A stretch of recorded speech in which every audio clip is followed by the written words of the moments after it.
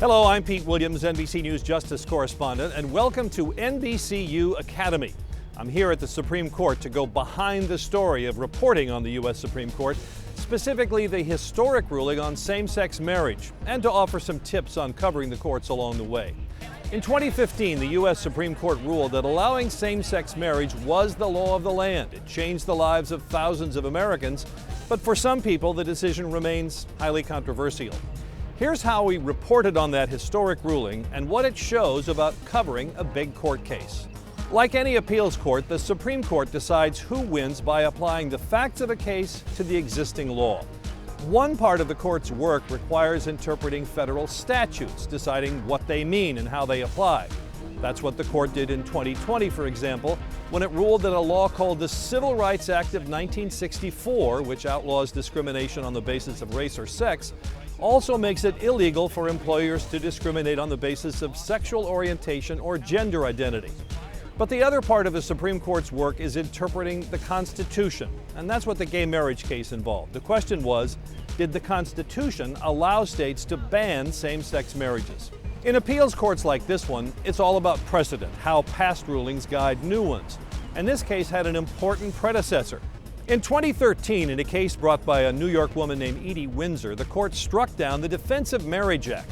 That's a law that blocked the federal government from recognizing same-sex marriages in the states that allowed them. Justice Anthony Kennedy wrote that decision, explaining why the court ruled as it did. He's also the justice who wrote a 2003 ruling striking down state laws that made same-sex relations a crime. So we knew Justice Kennedy was one to watch. And that's one tip about covering the courts. It helps to know how the justices or judges decided similar cases in the past, because that's a potential guide to how they see an area of the law and how they might rule in the future. The marriage case that reached the Supreme Court was brought by an Ohio man, James Obergefell. He sued when the state would not recognize his marriage to another man. A district court judge found Ohio's ban to be unconstitutional, but a federal appeals court reversed, saying the state had legitimate reasons for maintaining the traditional definition of marriage. Whoever loses in the courts below can ask the Supreme Court to take their case, but appeal is not granted automatically. It's a two-stage process. Whoever files an appeal first asks the court to agree to take up the appeal, and if the court says yes, then the appeal can move ahead. And by the way, the Supreme Court usually says no. It gets about 8,000 requests a year, but it only accepts and decides about 75 cases. The reason the Supreme Court most often takes a case is because the lower courts are divided on an issue, and that was certainly true for this one.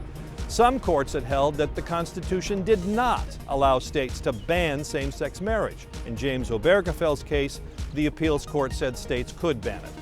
At the time the court took up his case, 36 states allowed some same-sex couples to marry, either because their state legislatures changed the law or because courts made the old laws unenforceable.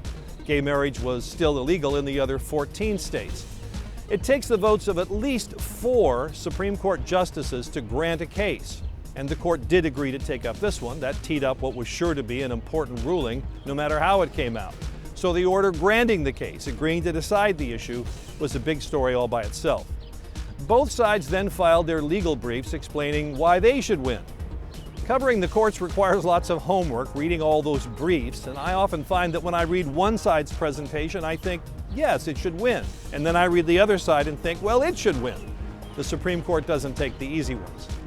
So what about covering the Supreme Court? This is not a source beat. We can't ask the justices how they're going to rule, and talking to reporters is a firing offense for the justices' clerks. That means all of us who cover the court are on an equal footing. We can all see the cases percolating up from the lower courts. We read the same briefs, we listen to the same courtroom arguments, and we read the same decisions.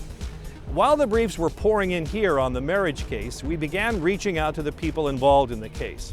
And we try to get these interviews done before the parties in the case become inundated with requests, because the later we ask, the more likely it is that they've been interviewed so often that their answers are too canned. It's important to hear from both sides so that it doesn't appear that we favor one or the other. We have to remain neutral about who should win. And by the way, when we're interviewing the parties to the case, the people involved, we want to hear what happened to them, what's at stake for them. We don't ask them about the law. That's what we interview the lawyers for. Then comes the day the case is argued before the court. We'll hear argument this morning in case number 14556, Obergefell versus Hodges, and the consolidated cases. Ms. Bonato. Mr. Chief Justice, and may it please the court. It's usually possible to get some idea of how the justices view the case from the questions they ask. And it was clear that conservatives believed the marriage issue was something that should be left up to the states. The issue, of course, is not whether there should be same-sex marriage, but who should decide the point. But Justice Kennedy's vote seemed to be in play. Same-sex couples say, of course we understand the nobility and the sacredness of marriage. We know we can't procreate, but we want the other attributes of it in order to show that we too have a dignity that can be fulfilled. Here's how we called it that day. Justice Kennedy came back to that dignity point a couple of times, suggesting there's a bare 5-4 majority in favor of same-sex marriage. And 2 months later, historic ruling here. For the first time, the Supreme Court has said there is a constitutional right to same-sex marriage. You can hear the cheer in the crowd. A very dramatic moment here, a 5-4 decision written by Justice Anthony Kennedy. This is a total victory for the advocates of same-sex marriage. That's how it came out. Kennedy used the word dignity 9 times in his ruling, striking down state bans on same-sex marriage. In reporting a ruling like this, we have an obligation to explain not just who won, but why. In this case, the court ruled that the right of same-sex couples to marry comes from the 14th Amendment's guarantee of equal protection under the law. It's important to hear from the winners, as we did that day. It's been a long path for us in our 33 years.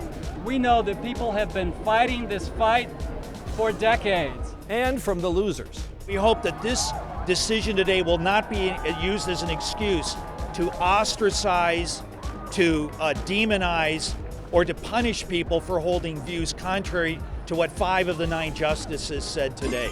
The art of covering a beat like this is first deciding which cases to cover and then figuring out how to explain them. We'll report on the dispute that brought the case to the court, what the legal issues are, how the justices decided the case, and what the decision will mean for others down the road. Fitting all that into a single tape story is always a chore, but that's part of what makes it a challenge, and when it works, it's very rewarding. One other thing, most Americans don't study civics in school anymore, and they don't know much about how their government works, least of all what the courts do. So I think we have an obligation in our reporting to explain the legal issues in as much detail as time permits, and to push our producers and editors to let us do that. The Supreme Court's gay marriage ruling was a landmark decision. They're not all so historic, but many of them do raise fundamental issues about our rights, and they often shine a light on the more obscure corners of the Constitution. It's our job to make them come alive and to explain the legal ins and outs. That's my story. Check out NBCUacademy.com for more on how we cover the news. For NBCU Academy, I'm Pete Williams at the Supreme Court. Thanks for watching.